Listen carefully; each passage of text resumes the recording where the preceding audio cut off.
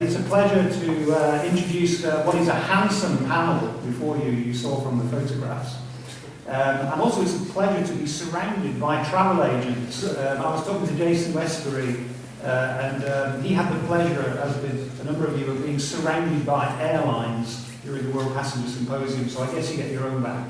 So thank you very much for the invitation to Cordoba. So, here's a brief on what is NDC, the new distribution capability, and why we're doing it. And secondly, what are the key issues to address for adoption? NDC is a modern XML-based data transmission standard. It is not a system, it is not a business model, and it is for communication between airlines and agents. It allows airlines to merchandise the full range of their rich products and services through the travel agent channel, just like the airline's own website. So this means that agents get better access to the full range of airline products. Indeed, the airlines have made significant investments in those products. Now, for distribution today, we see a long-standing traditional approach based on selling airline schedule and seats in a selling class. But we also see more and more one-off solutions where rich content product offers already available on the airline's website are being made through the travel agent channel. And these one-off solutions are actually a natural trend in airline distribution to meet the needs, the most sophisticated needs of the consumer. But given they're resource intensive and confined to the current GDS, they suggest a market need for an open and common XML standard. Now, what NDC does is to offer this common industry standard. History shows a common standard is a good thing. It's good for the customer, it's good for efficiency, for interlining, and for competition. Now, standards can be a pretty dry subject, so to bring the subject of NDC to life, we asked a third-party developer to put together a mock-up or a demonstration of what the world might look like if the market adopts an open NDC standard. It's actually a piece of work that IATA has done in collaboration with a group of travel agents. So let me show you a 3-minute, I hope, a 3-minute video to try and bring the subject of the NDC standard to life. So if we could play the video, please. With sound.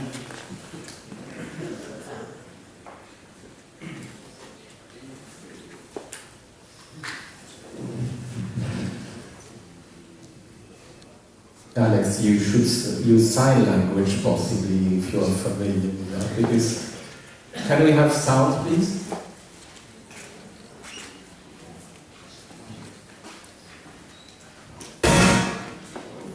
Let's play it again. Obviously I can sing, it might be workable.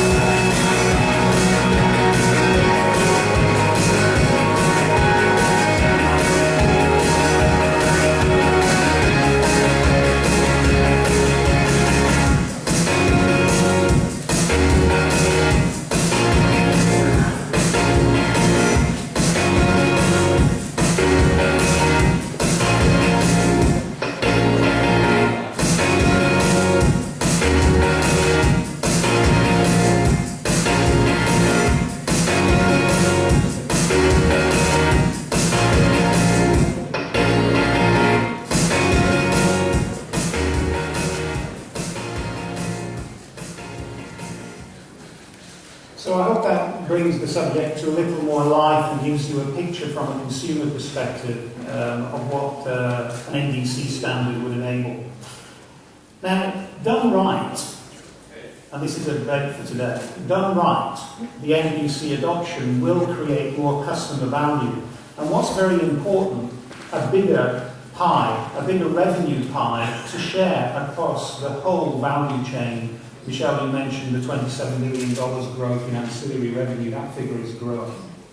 Now, as I said earlier, the market is already moving in the right direction. And proprietary XML-based connections between airlines and agents via a GDS, as you can see here by way of illustration, are already happening, for example, with Amadeus and with Travelport and also Sabre.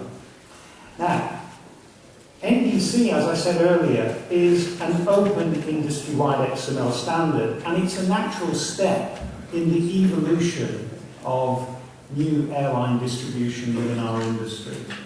NDC is still in very much work in progress. It's part of a 5-year plan with adoption from 2016 onwards. And we're only in year 2.